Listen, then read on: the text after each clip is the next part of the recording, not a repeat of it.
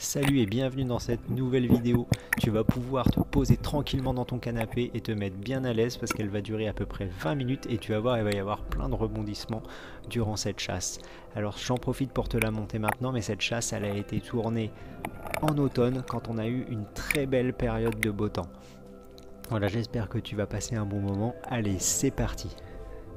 Donc là je commence la chasse. On voit que l'eau est très claire, au-dessus d'un banc de sable. Et ça c'est top. On n'avait pas eu de houle donc pendant plusieurs jours, pas de vent.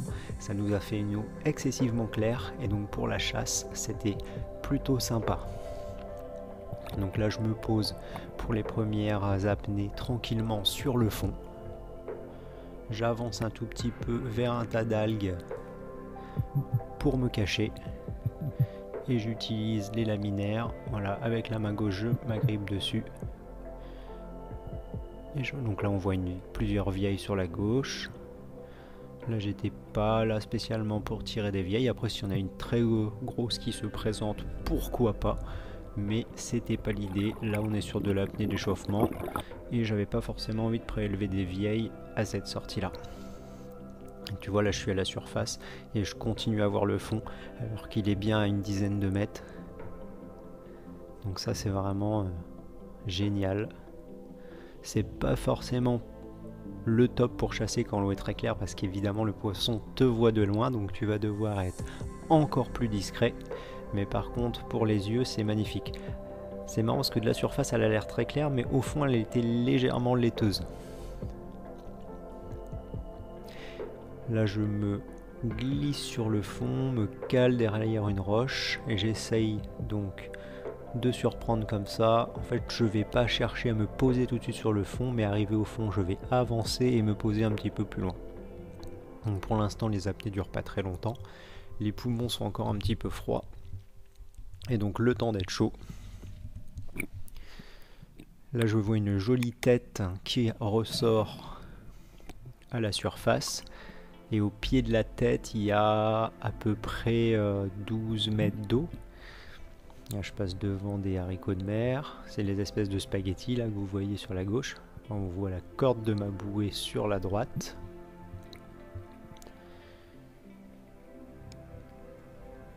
Là, je vais avancer donc jusqu'à une crête. Il me semble avoir repéré un poisson en haut. Ouais, tu le vois. Et il m'a vu, je remonte en haut de la crête et je surprends. Et voilà, un sard, premier sard. Et on en voit un deuxième derrière, mais je lui ai fait peur en remontant.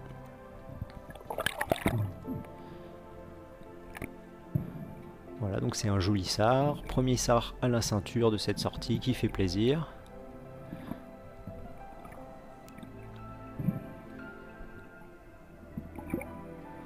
Voilà, je vais chercher ma dague. Et un petit coup de couteau qui va bien. On passe par les ouïes, on remonte vers les yeux. Donc pour que le poisson se débatte le moins possible, j'aime bien mettre ma main sur la tête au niveau des yeux. Voilà, je remonte vers les yeux et je tourne. Donc avec cette technique, attention de ne pas pousser le couteau trop loin pour pas vous perforer la main. Mais le fait de mettre la main sur les yeux, ça calme le poisson. Et je continue donc pas très loin de cette tête là, je vois une deuxième roche.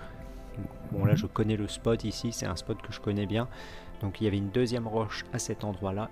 Et en fait, je remonte sur cette roche. Et là au loin, je sais pas si tu le vois, là je vois un joli poisson. Ah, tu l'as aperçu? Et là je me sens comme si j'avais vu un monstre, tu vois, je suis au fond de l'eau, je vois une belle pièce. Donc le cœur a tendance à s'emballer quand c'est comme ça. Et là je repasse ma tête, je le vois plus. Donc je glisse délicatement sur la roche et en fait il va être juste derrière. Voilà, je sais pas si toi tu l'aperçois, mais j'aperçois son dos. Je me glisse tout doucement sans faire de bruit. Pam! Et ça y est, j'ai réussi à le prélever. Voilà, un joli bar. Deuxième poisson à la ceinture.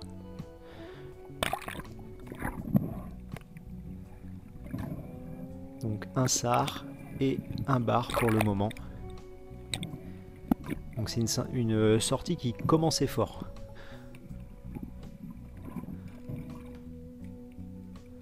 Voilà, barre d'une cinquantaine de centimètres. Tout de suite, évidemment, je le tue, comme le sard.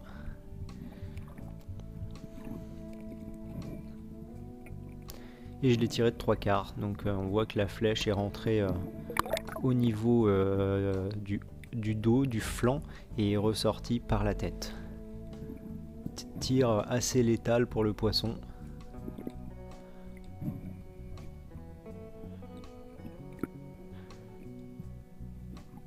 Et donc là tu vois l'intérêt d'être au fond de l'eau et des fois de pas forcément faire ton agachon sur place, mais en fait d'avancer et de parcourir du terrain, de t'arrêter. Ça peut permettre, comme là, de débusquer des poissons qui seraient pas forcément venus si tu étais à l'agachon en fait. Là je vais un petit peu dans la mousse parce que malgré qu'il faisait très beau ce jour-là, il y avait une légère petite houle à certains endroits qui venait se fracasser sur les rochers, et ça j'aime bien. Ça j'aime bien parce que les sards notamment, ils vont venir manger à ces endroits-là toutes les petites particules qui se décrochent des rochers. Donc ça c'est des zones à privilégier. Là, juste en dessous on voit une vieille. Bon, les vieilles sont toujours bien présentes, c'est d'excellents poissons que j'aime bien manger, mais à cette sortie là, j'étais pas dans l'optique, comme je te l'ai dit en début de vidéo. Donc là, je regarde un peu si j'arrive à surprendre d'autres sards, notamment dans la mousse. Là, ça fait vraiment des belles images quand tu regardes comme ça du fond vers le haut, avec les crêtes, la lumière, l'eau qui comme ça bleue. Avec la lumière qui passe à travers l'eau, ça fait vraiment des reflets magnifiques.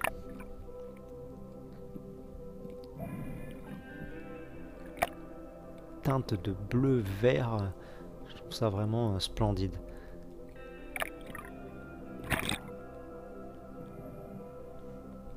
Là j'essaie de repérer des zones de la surface, donc des zones au fond qui pourraient potentiellement être bien, vu qu'on a la chance ce jour-là d'avoir une eau assez claire. Au moins comme ça on peut voir les spots de la surface, ce qui n'est pas toujours le cas.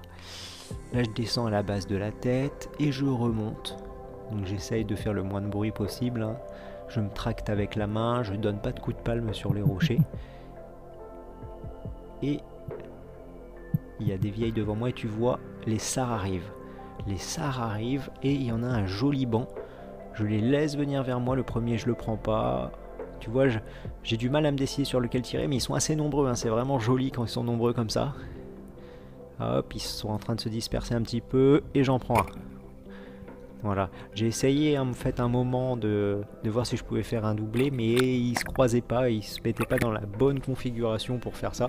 Et je dis à un moment, le sard, dès qu'il te voit, après il explose, et pour le faire revenir, c'est vraiment compliqué, voire impossible, ou sinon il faut revenir à peu près une demi-heure après sur le spot. Et encore être au bon moment de l'amarrer pour être sûr qu'il vient manger. Donc là je finis par prélever celui-là, qui est un très joli sard, de taille très honorable. Tu vois bien que par rapport à ma main, il est quand même costaud. Donc on est sur une belle bête.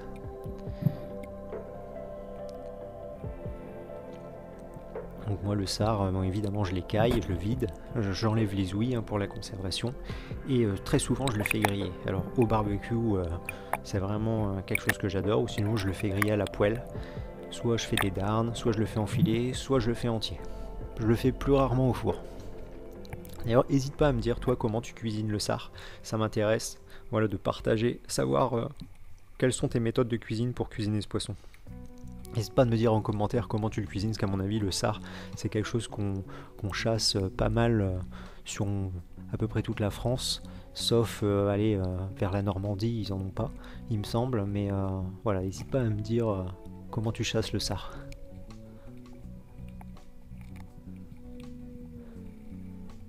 Là je suis vraiment dans peu d'eau. Donc quand tu es dans peu d'eau comme ça, souvent tu as tendance à remonter, c'est pas facile. Si tu sais que tu vas chasser vraiment dans peu d'eau, et rajoute un plomb, voire peut-être même deux. Mais si tu sais que tu vas descendre, là il vaut mieux enlever des plombs, parce que sinon tu vas devoir les remonter les plombs que tu descends, donc tu vas galérer à remonter si tu es trop plombé. Donc si tu fais que des chasses dans peu d'eau, ça vaut le coup d'être un peu plus plombé, mais attention, si tu pars chasser dans un peu plus d'eau, pour remonter ce sera beaucoup plus compliqué. C'est évidemment la pression de l'eau te maintient au fond.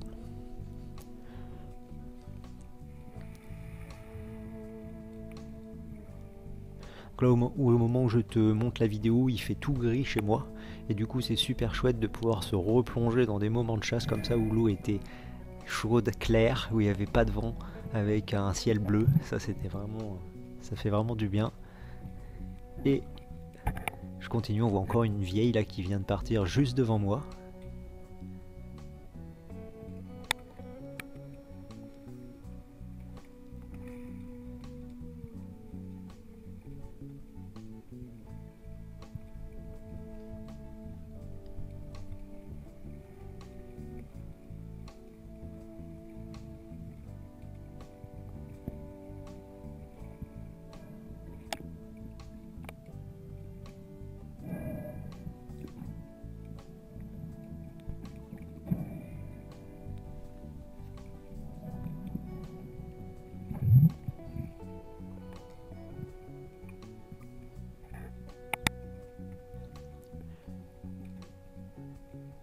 Là, cet endroit-là, l'eau est un petit peu moins claire, mais largement chassable. On voit qu'il y a une espèce de voile un petit peu marron, un petit peu plus... l'eau est un petit peu plus brune. C'est marrant, hein, suivant les endroits, comment des fois l'eau elle est hyper claire, notamment au début quand on était sur le sable. Et ensuite là, suivant les courants j'imagine, et bien ça rassemble un petit peu plus d'eau brune. Toujours les vieilles qui viennent nous voir. Et un sard, hop, je le tire dans les algues au moment où il passe. Et encore un sard de prélevé.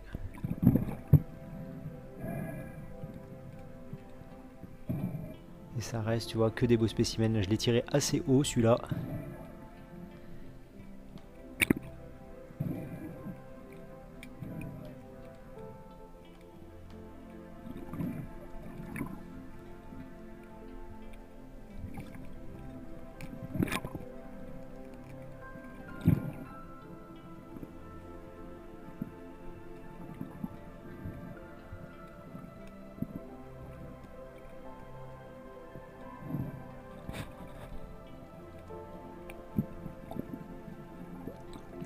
Donc pour l'instant, quelques poissons à la croche ceinture, 3 sards, un bar et les apnées donc vont s'enchaîner.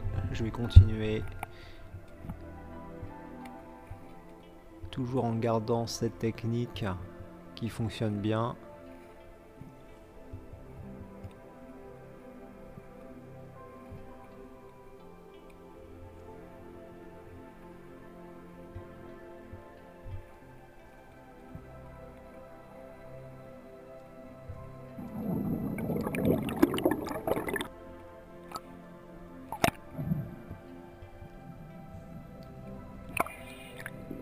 On voit là toutes les moules qui sont sur la roche. Tu vois, c'est typiquement tous ces petits coquillages qui se décollent avec la houle, les vagues qui viennent se fracasser, que les poissons aiment bien manger. Et là, je lui fais peur. J'arrive pas à le tirer. Donc je continue.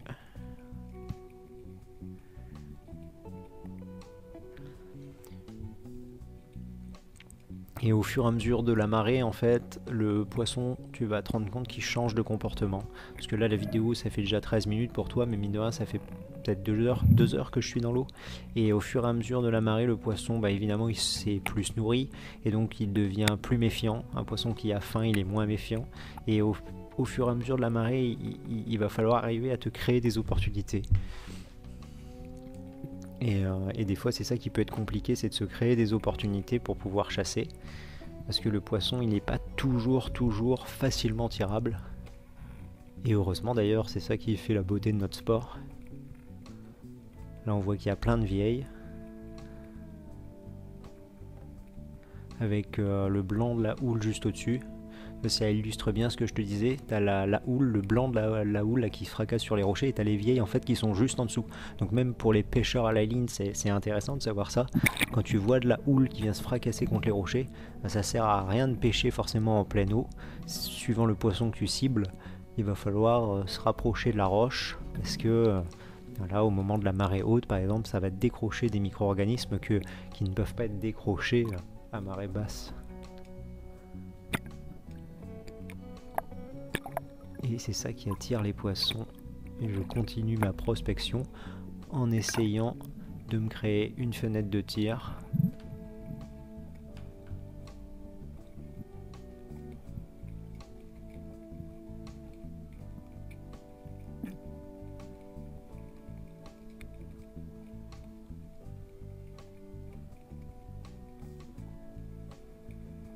C'est bien de revoir toutes les algues comme ça qui sont encore entières, parce que là quand tu plonges dans cette saison, avec les tempêtes qu'on a eues notamment, bah, les algues elles sont toutes défoncées, toutes arrachées, en lambeaux, voire il n'y en a quasiment plus du tout.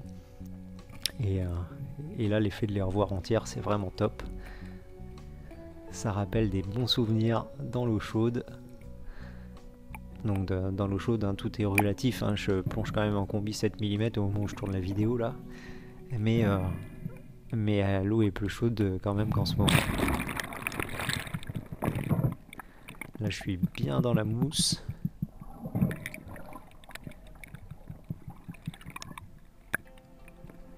Ça fait un petit moment que j'ai pas réussi à me recréer une occasion.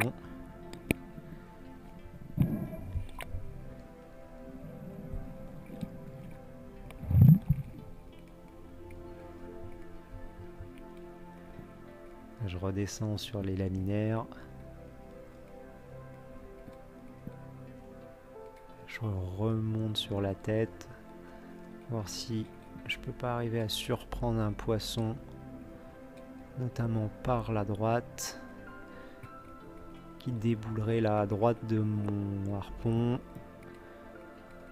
On voit une vieille d'ailleurs, une petite.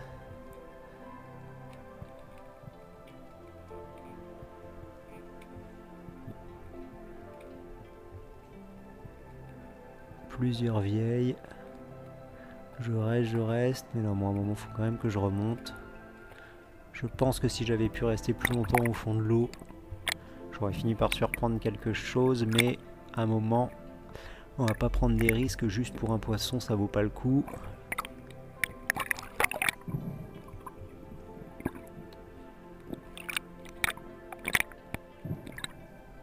On voit encore le fil de ma bouée.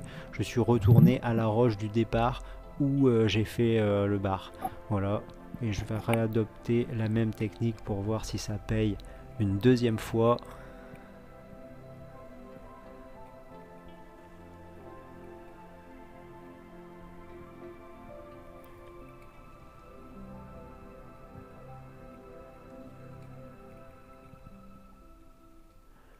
Voilà, c'est exactement par ici que j'ai fait le bar tout à l'heure. Ah, j'ai encore fait peur à un poisson juste devant moi.